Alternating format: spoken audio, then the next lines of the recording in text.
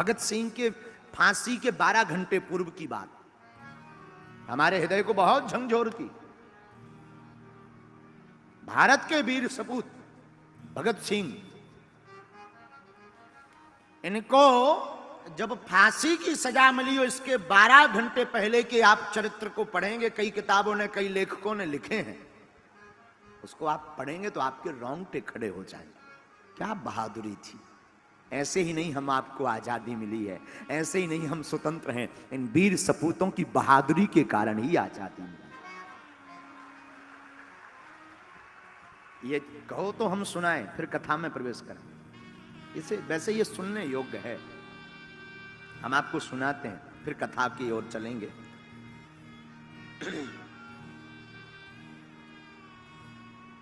भगत सिंह, सुखदेव और राजगुरु तीनों लाहौर के सेंट्रल जेल में बंद थे। तारीख थी 23 मार्च 1931। 23 मार्च 1931 को वैसे तो आम दिन से थोड़ा अनोखा दिन था। क्यों?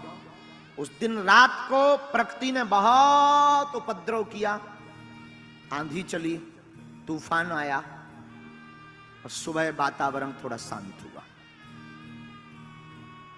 इन तीनों वीर सपूतों को फांसी मिल ली थी, लेकिन उस वक्त अंग्रेजी हुकूमत ने इनको फांसी की तय तारीख के 12 घंटे पूर्व ही फांसी देने का निर्णय लिया।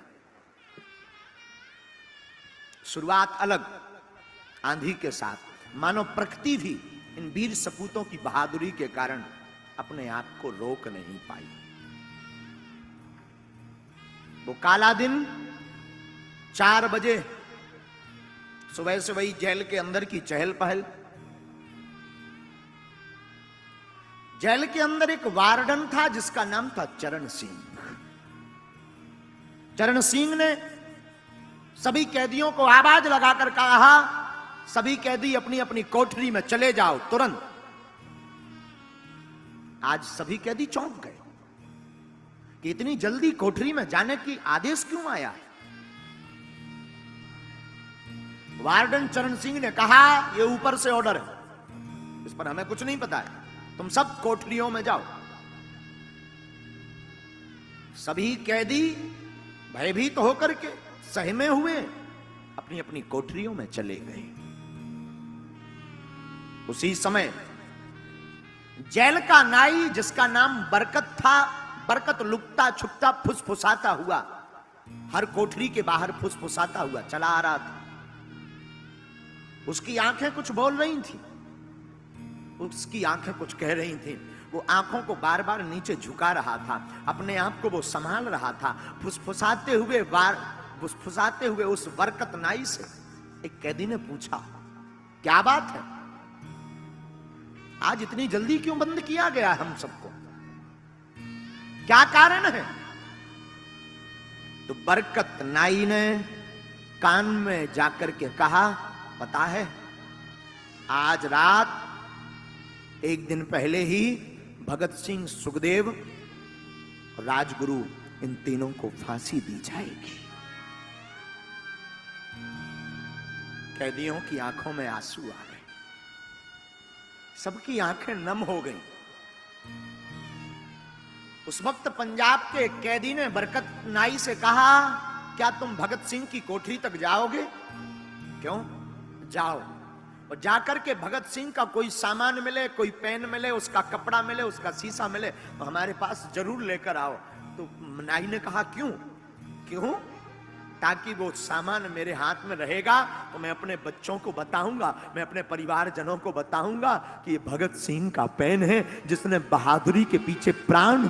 कहा, क्यों? क्यों? ताकि वो सामान मेरे हाथ में रहेगा तो मैं अपने बच्चों को बताऊंगा, मैं अपने परिवारजनों को बताऊंगा कि ये भगत सिंह का पेन है जिसने बहादुरी के पीछे प्राण दे दिए पर वो कभी झुका नहीं। वो कभी झुका नहीं राष्ट्र माता के लिए। बरकत नाई भागा भागा कोठरी में गया और कोठरी में जाकर के बड़ी कठिन जिंदगी है। बरकतनाई देखता है कि एक छोटी सी कोठरी जिसका नंबर है 14 नंबर की कोठरी में मानो एक सिंह यहां से वहां डोल रहा। सिंह की भांति भगत सिंह डोल रहे थे, चेहरे पर कोई सिकन्नी, चेहरे पर मुस्कुराहट। वो छोटी सी कोठरी जिसमें पक्का फर्श भी बैठने को नहीं है, लेटने की ठीक से व्यवस्था नहीं, वो गठीला चौड़ा बदन। बरकतनाई पेन ले आया, कंघा ले आया और लाकर के कैदियों को दिया। आपस में लेने की होड़ मच गई, सब कैदी लड़ने लगे। बाद में लकी ड्रा निकाला गया, बरकतनाई निकल गया। 14 नंबर की कोठरी, उसमें सिंह की भांति हमारे राष्ट्र का एक